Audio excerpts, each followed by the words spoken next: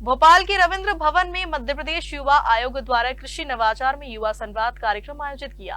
कार्यक्रम में मुख्यमंत्री डॉक्टर मोहन यादव और खेल एवं युवा कल्याण मंत्री विश्वास सारंग शामिल हुए। युवाओं को संबोधित करते हुए मुख्यमंत्री डॉक्टर मोहन यादव ने कहा कि उन्हें आज भी खेत पर जाने में आनंद आता है। उन्होंने बताया कि उन्होंने बीएससी की पढ़ाई की है, हालांकि कृषि विषय से नहीं, क्योंकि उस समय उज्जैन विश्वविद्यालय में बीएससी एग्रीकल्चर का पाठ्यक्रम नहीं था। मुख्यमंत्री ने कहा कि प्रदेश के हर विश्वविद्यालय में बीएससी एग्रीकल्चर के पाठ्यक्रम शुरू किए गए हैं। मुख्यमंत्री ने प्रदेश में सिंचाई के विस्तार का जिक्र करते हुए कहा कि 2003 से पहले मध्य प्रदेश में सिंचित खेती का रुकबा करीब 7.5 लाख हेक्टेयर था, जो अब बढ़कर 59 लाख हेक्टेयर हो गया है। उन्होंने कहा कि सरकार किसानों को एमएसपी पर बोनस देकर फसल खरीद रही है और दलहन पर भावांतर योजना का लाभ भी दिया जा रहा है। कार्यक्रम के दौरान मुख्यमंत्री ने युवा किसानों से सीधे संवाद किया और कृषि में किए जा रहे नवाचारों की जानकारी ली। इस दौरान सामने आया कि प्रदेश के युवा किसान एवोकाडो, मोती और फूलों की खेती जैसे नए प्रयोग कर अपनी आमदनी बढ़ा रहे हैं। मुख्यमंत्री ने ऐसे नवाचारों को प्रोत्साहित करने पर जोर दिया। इसलिए हम शुद्ध कृषि की बात कर रहे हैं। अपने सबके बीच में कभी कभी मन में प्रश्न आए एग्रीकल्चर, लेकिन ये कृषि में नवाचार, और नवाचार हमने जो किया वो भी जरूर आना चाहिए। हमारे आने के बाद हमने क्या बदलाव किया, हमारी युवा पीढ़ी क्या क्या कर रही है, और यहाँ युवा के साथ हमारे एग्रीकल्चर से जुड़े प्राध्यापक भी जुड़े हुए या इससे जुड़े हुए व्यवसाय के छोटे स्तर पे कुछ लोग बुलाएंगे तो मिक्स किया सभी का। युवा मित्र बताओ क्या नाम आपका? जी सर, मेरा नाम रुद्र राजपूत है। सीज यूनिवर्सिटी भोपाल से मैं बीएससी एग्रीकल्चर का छात्र हूँ। सर मेरे प्रश्न आपसे 2-3 प्रश्न हैं सर। आपकी इतनी बड़ी आईटी सेल है सर, ये जो स्लाइड बुक होती है, खाद बुक करते हैं, तो इसमें इतनी समस्या क्यों आती है?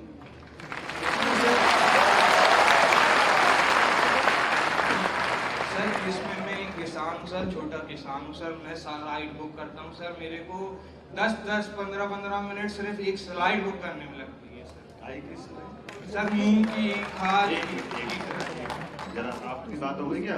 जी सर। अभी अपने एग्रीकल्चर की साइड से जो आईडी बनाने के लिए चालू हुई, किसान आईडी है ना, तो है फार्मर आईडी बनाना ना, आपने बनवाई क्या फार्मर आईडी? जी सर।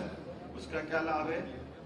सर फार्मर आईडी नहीं बनवाई है, मैं अभी स्लॉट की बात नहीं, मैं दूसरा कहना है। एक बार ये मैं बताता हूँ स्लॉट का। तो जैसे क्या हो रहा है कि बैठो आप है ना, इससे माइक का मैं जवाब देता हूँ अपने बीच में से कि जैसे उनकी आपने स्लाइड बुक करें,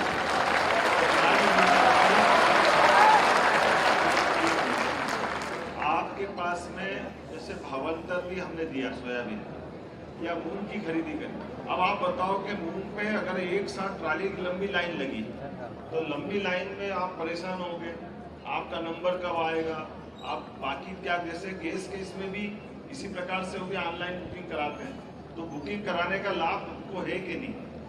हमारे बीच में आज की दौर में किसानों के साथ ये बीच के जो कठिनाई वाले समय, या तो बीच के दलाल या बीच के थोड़े से व्यापार व्यवसाय को बिगाड़ने वाले लोग जो किसानों के कष्ट करते हैं, उनको बचाने के लिए वर्तमान की दौर से जो कर सकते हैं। अब आप बताओ कि अपन ने तो कहा कि हमारे किसान अगर अपनी खेती कर रहे हैं और उनको खाद की कितनी जरूरत है, अब ये जाने अनजाने वो खाद में अपने को मालूम ही नहीं है, 2 बोरी डाल रहे हैं, 1 बोरी डाल रहे हैं, 3 बोरी डाल रहे हैं, तो अगर कृषि वैज्ञानिक उसमें बता दे और वो सॉइल टेस्ट करके कि इसमें कितनी मात्रा लगेगी और वो सही से डालेंगे, तो एक तरफ खाद भी हमारा कम लगेगा, दूसरा पैसा भी बचेगा, दूसरी जमीन किसकी, किसान की जमीन तो है ही, तो उसकी खुद के भले के लिए तो अपन करा रहे हैं। ये सारी चीजों के साथ जोड़ते जोड़ते ये बात भी सही कि चुनौतियां भी आती है। एकदम से सरकार आज करे जाएगी, अब ये अलग बात है कि मैं यहाँ आपसे बहुत अच्छी बात कर रहा हूँ, लेकिन राजनीतिक दृष्टि जब हुआ तो हम कांग्रेस बीजेपी के चक्कर में आ जाते हैं। तो कांग्रेस बीजेपी आएंगे तो एक पक्ष के एक विरोध करने लग जाएंगे, तो अब वो राजनीति है। लेकिन यहाँ तो हम पवित्र भाव से शुद्ध कृषि की बात करने अगर आए तो कृषि के अंदर हम सब बीएससी एग्रीकल्चर वालों के साथ बात कर रहा हूँ।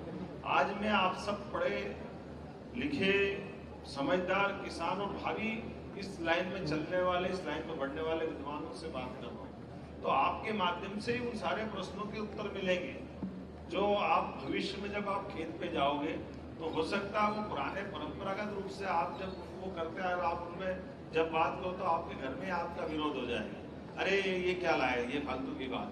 लेकिन बात धीरे धीरे करते करते समझ में आएगी। आज के दौर में जैसे मशरूम की खेती का इनने सुझाव दिया, तो किसी को समझ में नहीं है कि एक कमरे के अंदर मशरूम की खेती होती है, क्योंकि हर एक कोई तो नहीं करता है। जैसे अभी मैं जनरल पूछता हूँ, मशरूम की खेती इस हाल में बैठे कितने लोगों ने कभी करी हो, हाथ खड़े करो। कितने लोग बैठे? 1200, और 12 हाथ खड़े नहीं होते। तो ये उत्तर है इस बात का कि आज के दौर में, और मोती वाला कोई एक आधा मिले तो मिले, कोई मोती की खेती वाला है भाई? आपका तो आपका लावा एक ही मेहनत से। तो ये जो इतनी चुनौती हमको बीच में आ गई, जबकि ये बता रहा है ये मोती काय में बनाते हो आप? ये तो कह रहे पानी की टंकी में बना लेते हैं। पानी की टंकी कितने घर पे, हाथ खड़े करो। ये देखो, अब पानी की टंकी सबके घर में है, लेकिन ये जो वर्तमान का दौर है, ये चुनौती का भी और नवाचार का भी, ये है कृषि नवाचार। जोरदार ताली बजाओ जिसके लिए हम लोग बैठे आज के इस दौर में।